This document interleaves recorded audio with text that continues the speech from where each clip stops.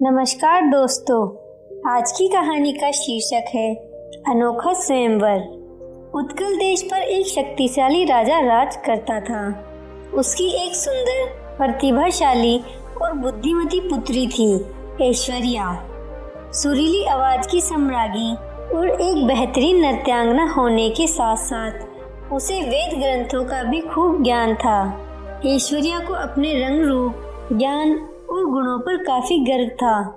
21 वर्ष की होने पर उसके पिता ने कहा, पुत्री, मैं तुम्हारे लिए स्वयंवर आयोजित कर रहा हूँ। इसमें देश भर से राजाओं और राजकुमारों को आमंत्रित किया जाएगा।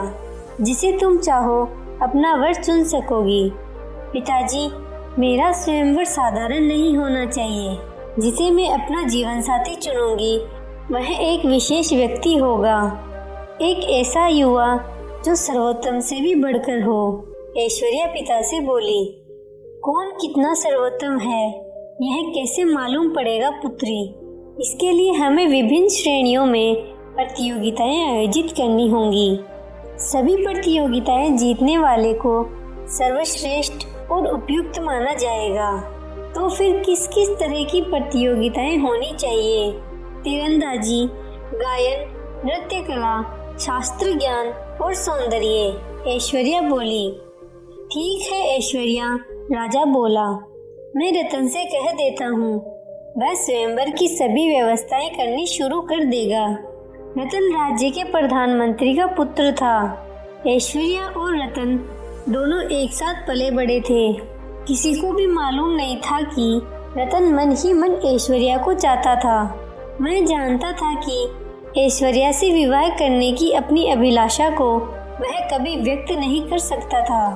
अब वह ठहरा एक मंत्री का बेटा और ऐश्वर्या इतने बड़े देश के राजवंश की राजकुमारी। 6 महीने बाद प्रतियोगिताएं प्रारंभ हो गई। दूर देश के राजा, महाराजा, राजकुमार और राष्ट्रीय पुरुष इसमें भाग लेने पहुंचे।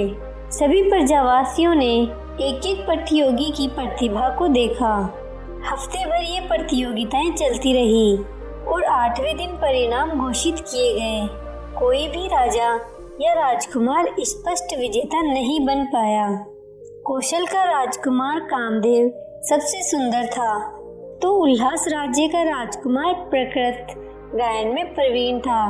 कीर्तिनगर के नृत्यानंद ने नृत्य में अपना लोहा मनवाया, तो कांचीपट्टनम के पराक्रम सर्वोत्तम तीरंदाज घोषित किए गए। शास्त्र ज्ञान में स्वस्तिपुर के ज्ञानचंद्र विजयी रहे। अब क्या किया जाए पिताजी? ऐश्वर्या ने पूछा।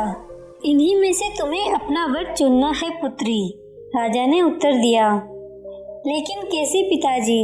मैं तो चाहती थी मेरा वर सर्वश्रेष्ठ से बढ़कर हो, पर ये प्रतियोगी तो एक एक गुण में ही श्रेष्ठ हैं। मैं तो कहता हूँ कि इन 5 युवकों को यहाँ कुछ दिन और अतिथि के रूप में रहने दो। शायद ये सामने आ जाए कि इनमें से कौन सर्वश्रेष्ठ है। राजा ने पुत्री को सलाह दी। इस तरह 5 राजकुमार महल में कुछ दिन और रहे। स्वयं को सबसे श्रेष्ठ सिद्ध करने के लिए वे हर संभव प्रयास करने लगे। सूर्य की पहली किरण के साथ ऐश्वर्या को प्रकृति की मधुर आवाज में रोमांचकारी गीत सुनने को मिलते। वह नीचे बगीचे में खड़ा गा रहा होता। जैसे ही वह सीढ़ियों से उतरकर नीचे आती तो राजसी वेशभूषा में सजा धजा कामदेव राजकुमारी के समक्ष अपना प्रणय निवेदन रखने के लिए खड़ा रहता। इसके बाद ज्ञानचंद्र राजकुमारी के साथ वेदों और उपनिषदों पर विमर्श करना शुरू कर देता था। फिर पराक्रम भी कहाँ पीछे रहता। वह भी राजकुमारी को अपनी धनुर्विद्या का प्रदर्शन दिखाता। शाम के समय जब वह अपने कक्ष में आराम कर रही होती तो नृत्यानंद उसे नृत्य कक्ष में अपना शास्त्रीय नृत्य दिखाने के लिए बुला लेता। जैसे जैसे ऐश्वर्या उनके साथ समय बिता रही थी वैसे वैसे उसकी उलझन बढ़ती जा रही थी। किससे विवाह करे, इस प्रश्न का उत्तर तलाश कर पाना स्वयं उसके लिए कठिन हो गया। यह दुविधा उसने रतन को बताई। इसमें मैं आपकी कोई सहायता नहीं कर सकता राजकुमारी ऐश्वर्या। यह निर्णय आपका है और आपको ही लेना है, रतन विनम्रता पूर्वक बोला। क्या मतलब है तुम्हारा? मैं क्या चाहती हूँ मुझे नहीं पता। अपना सिर झुकाकर रतन बोला, विवाह के लिए आप किसी व्यक्ति को तलाश रही हैं या किसी गुण विशेष को? स्वाभाविक है, किसी व्यक्ति को, चिढ़कर ऐश्वर्या ने जवाब दिया। तो फिर आप पर गुणों की धुन क्यों सवार है? इस चक्कर में आप वर को भूल रही हैं। सुंदर युवा, उत्कृष्ट नर्तक, कुशल धनुर्धर, प्रतिभाशाली गायक और शास्त्र ज्ञाता होने से पहले वे कैसे व्यक्ति हैं, क्या आपने यह जानने का प्रयास किया? रतन ने अपनी बात को मजबूती से रखा। ऐश्वर्या हैरान थी। उसने सोचा नहीं था कि रतन उनके बारे में इतनी गहराई से सोचता होगा। इससे पहले वह कुछ कहती, रतन चला गया। रतन के कहे शब्द रात भर राजकुमारी के दिमाग में गूंजते रहे। अगले दिन मौसम बहुत सुहाना था। पांचों राजकुमार और राजकुमारी ऐश्वर्या दक्षिण के जंगलों में भ्रमण को निकले। रतन भी उनके साथ था। वह भूल गई कि उसके साथ सुरक्षा कर्मी नहीं है। ऐश्वर्या राजकुमारों से बातें करती चली जा रही थी। इस बीच समय कैसे बीत गया उन्हें पता ही नहीं चला। तभी रतन रुका और बोला, अब हमें वापस चलना चाहिए। लेकिन क्यों? कामदेव ने पूछा। अंधेरा होने वाला है, हमें समय से राजमहल लौट जाना चाहिए। तुम्हें डर तो नहीं लग रहा रतन?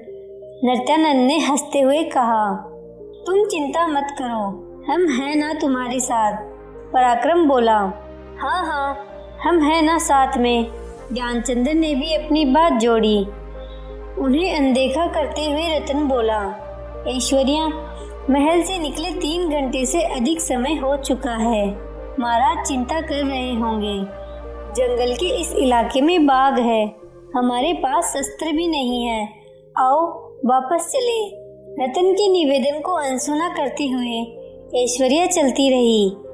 पांचों राजकुमार तिरस्कारपूर्ण नजरों से रतन को देखते हुए राजकुमारी के संग हो लिए। उन पर ध्यान न देते हुए रतन भी उनके पीछे चलने लगा। अचानक एक जोरदार दहाड़ सुनाई पड़ी। सब रुक गए। कुछ ही कदमों की दूरी पर एक खतरनाक बाघ खड़ा था। ऐसा बाघ ऐश्वर्या ने कभी नहीं देखा था। वह ऐश्वर्या को घूरने लगा और उस पर गुर्राने लगा। सबसे पहले कि कोई कुछ करता, रतन राजकुमारी के आगे आकर खड़ा हो गया। बाघ ने रतन पर नजरें गड़ा दी। रतन बोला, भागो ऐश्वर्या भागो, बाघ भूखा है। जब तक मैं इसे रोक सकता हूँ रोकूंगा, आप भागो। हाँ आओ ऐश्वर्या, सैनिकों को बुला लाते हैं, कामदेव ने कहा। मैं रतन को छोड़कर नहीं जाऊंगी, ऐश्वर्या बोली। अरे हम छोड़कर थोड़ी जा रहे हैं, मदद मांगने ही तो जा रहे हैं। नृत्यानंद के मुंह से बड़ी मुश्किल से बोल निकल पा रहे थे।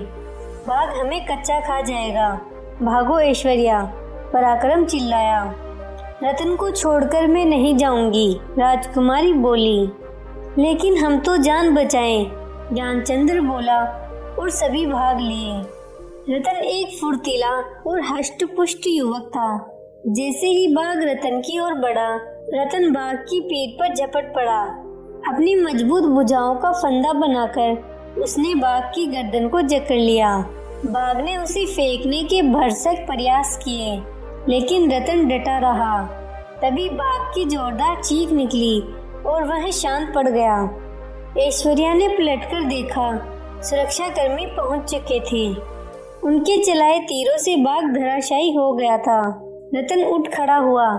बाघ ने उसे कई चोटें पहुंचाई, लेकिन वे गंभीर नहीं थी। ऐश्वर्या दौड़कर रतन के पास पहुंची और उसका हाल पूछा। सुरक्षाकर्मी बोला, महाराज आप लोगों के लिए चिंतित हो रहे थे और उन्होंने हमें आपको तलाशने के लिए भेजा था। रास्ते में वे पांचों राजकुमार हमें मिले और उन्होंने हमें बताया कि आपकी जान खतरे में है। अगले दिन ऐश्वर्या रतन से मिलने पहुंची। कैसे हो तुम रतन? मैं तुम्हें अपना निर्णय बताने आई हूँ। अच्छा, तो किसे चुना आपने? गायक, नर्तक, धनुर्धर, शास्त्र ज्ञाता या फिर वह सुंदर युवक? रतन ने उत्सुकता से पूछा। नहीं, इनमें से कोई मेरा पति बनने के योग्य नहीं है। मैंने ऐसे व्यक्ति को चुना है जो अपने से अधिक मेरे जीवन को महत्व देता है। रतन ने सिर उठाकर ऐश्वर्या के चेहरे की ओर घूरकर देखा। क्या आप सच कह रही हैं राजकुमारी ऐश्वर्या? हाँ, मैंने तुम्हें अपने पति के रूप में चुना है। अब मैं तुम्हारे दिल की बात जानना चाहती हूँ। मुझे अपने जीवन संगिनी स्वीकार करोगे? ऐश्वर्या, मैंने सदा आपको दिल से चाहा है। मुझे अपने योग्य समझकर आपने मुझे दुनिया का सबसे भाग्यशाली इंसान बना दिया है। 1 माह के पश्चात ऐश्वर्या और रतन का विवाह हुआ। इस भव्य आयोजन में सौंदर्य की प्रतिमा ऐश्वर्या और प्रसन्नचित रतन को देखकर उत्कल वासियों ने वर वधू की खूब वाहवाही की। आपको ये कहानी कैसी लगी? नीचे कमेंट करके हमें जरूर बताइएगा। अगर आपको ये कहानी पसंद आई हो तो अपने दोस्तों के साथ जरूर शेयर करें और ऐसी ही प्यारी कहानियाँ सुनने के लिए हमारे YouTube चैनल को सब्सक्राइब करें। धन्यवाद।